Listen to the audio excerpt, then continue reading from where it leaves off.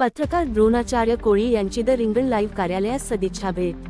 गुरुवार दिनांक डिसेंबर 18 रोजी ग्रामीण वार्तापत्र न्यूजचे मुख्य संपादक द्रोणाचार्य कोळी यांची मराठवाड्यातील जनतेच्या मनातील सर्वात अग्रेसर असलेल्या द रिंगण लाईव्हचे मुख्य संपादक सन्माननीय राजू पाटील यांच्या कार्यालयात सदिच्छा भेट देऊन सविस्तर चर्चा केली। पत्रकार कार्यालयाला सदिच्छा भेट देणे म्हणजे लोकशाहीचा चौथा स्तंभ असलेल्या पत्रकारितेचा आदर करणे, पत्रकारांच्या समस्या समजून घेणे आणि त्यांना पाठिंबा देणे होय।